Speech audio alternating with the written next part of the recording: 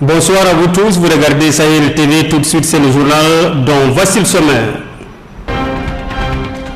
L'Assemblée nationale examine et adopte la nouvelle loi sur la corruption et renvoie l'examen de la loi sur le terrorisme à lundi.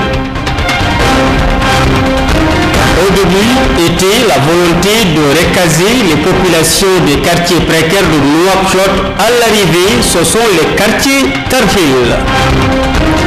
Pour la Mauritanie, le Hezbollah est bien une organisation terroriste selon le porte-parole du gouvernement. Merci de nous rester fidèles et bienvenue dans ce journal. L'Assemblée nationale a examiné et voté aujourd'hui 2 projets de loi inscrits à l'ordre du jour de cette session extraordinaire. Le premier avait trait à la lutte contre la corruption. Il s'agit de renforcer l'arsenal juridique visant à combattre le phénomène de la corruption qui gangrène le pays et mine son développement. 48 articles qui définissent les sanctions prévues à l'encontre des fauteurs et qui peuvent aller jusqu'à une amende de 10 millions de bouillards. Les discussions autour de la nouvelle loi ont occasionné plusieurs joutes entre le ministre de la Justice qui l'a présenté en plénière et les députés de l'opposition, particulièrement ceux de Tawassoul. La tension née des échanges est peut-être à l'origine du renvoi des discussions autour de la seconde loi qui se rapporte au terrorisme. La nouvelle loi apporte quelques correctifs visant à rendre plus coercitif vis-à-vis des présumés terroristes. L'examen de cette loi, initialement prévue aujourd'hui, a été finalement reporté à lundi prochain. La visite effectuée par le président de la République dans les quartiers Tarhil est l'occasion de revenir sur l'historique de ces quartiers créés pour absorber le trop-plein de population de la ville de Nouakchott que l'agrandissement des bidonvilles asphyxiés.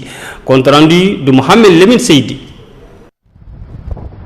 La ville de Nouakchott a grandi trop vite, tellement vite que les autorités ont été incapables de suivre le rythme de peuplement.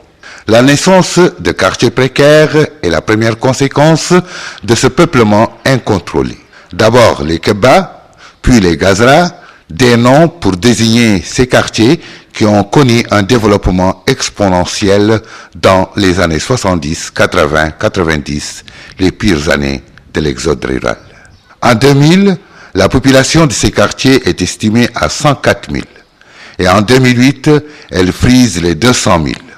Dans la recherche des solutions, les autorités ont imaginé plusieurs programmes comme celui de la restructuration des quartiers de la Kebba du 6e arrondissement, aujourd'hui Elmina, et celui de Twiza qui vivait à communaliser les efforts les plus diminués pour mettre fin aux habitats précaires. Toutes ces expériences ont montré leurs limites, dont essentiellement le coût exorbitant et le manque d'efficacité.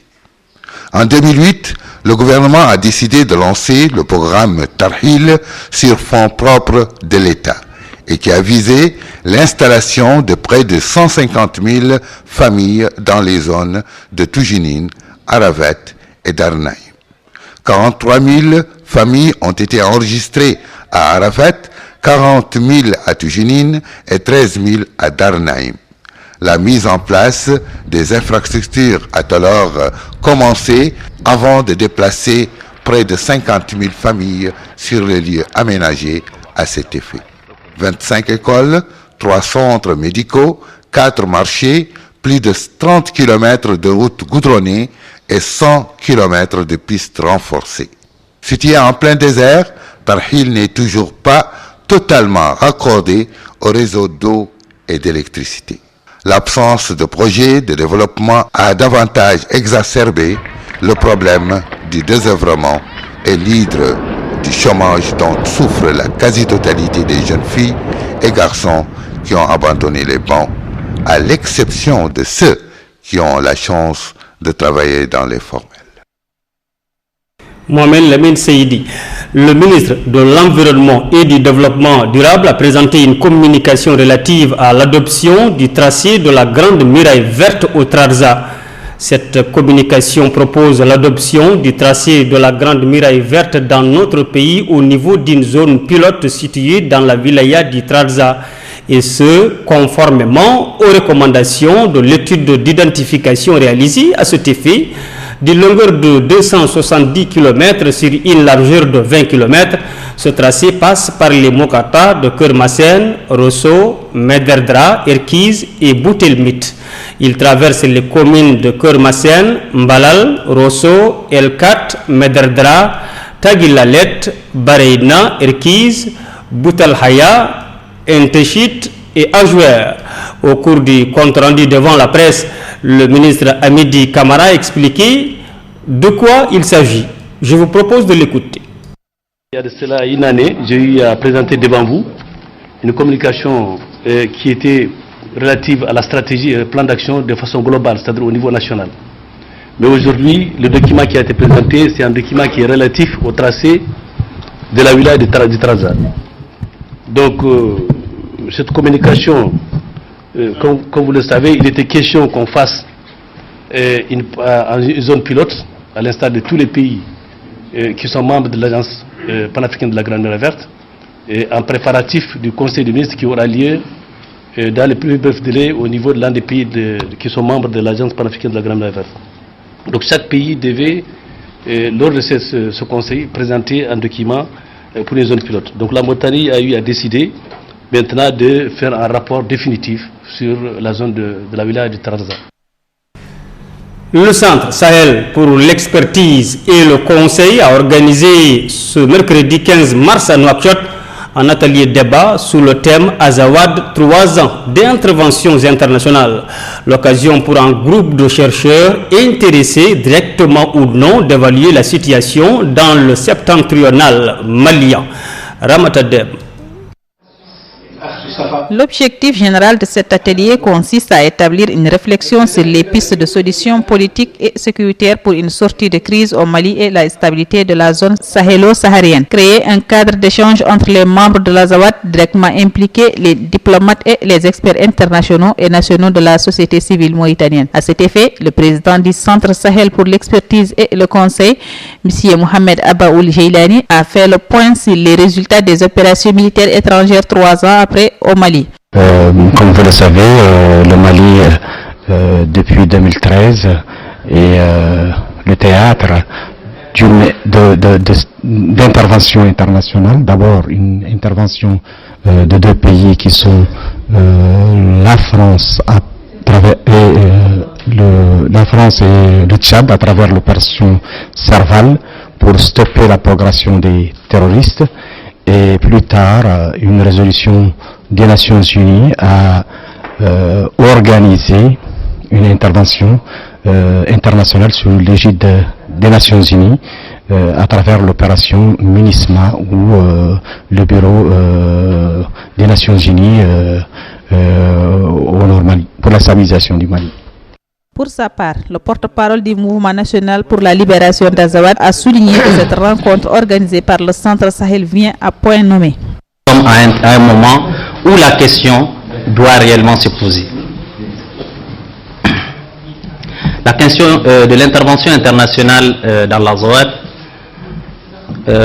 après 3 ans, nous, Azawadiens, nous posons la même question.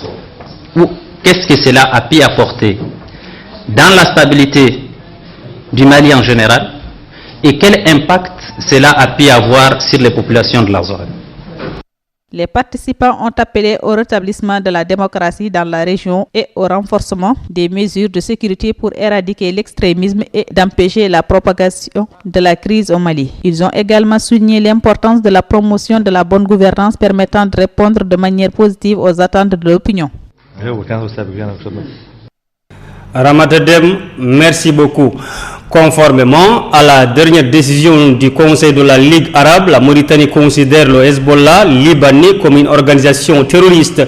C'est ce que vient de confirmer aujourd'hui le ministre des Relations avec le Parlement qui expliquait le refus des autorités de laisser se tenir une manifestation de solidarité avec le Hezbollah à Nouakchott.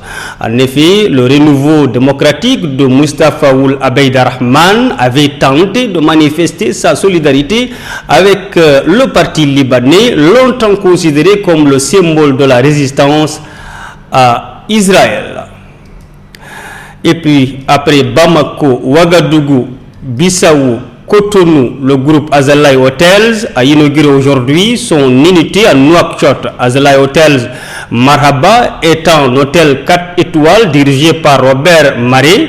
Le groupe Azalai Hotels est la première chaîne hôtelière en Afrique de l'Ouest et leader régional dans le secteur de l'hôtellerie. Son siège est basé au Mali. Le groupe Azalai Hotels emploie plus de 4000 emplois directs et indirects à travers la sous-région.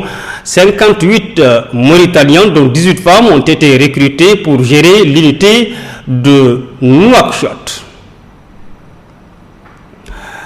Et puis, à présent, les brèves internationales avec Fatimata Deaké.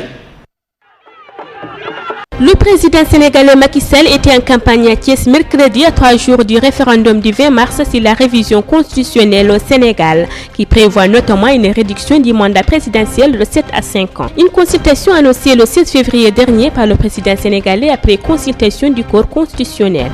Le président précisait alors que la disposition portant sur l'application immédiate du quinquennat au mandat en cours ne figurerait pas dans le projet et qu'il irait donc jusqu'au bout de son septennat en 2019.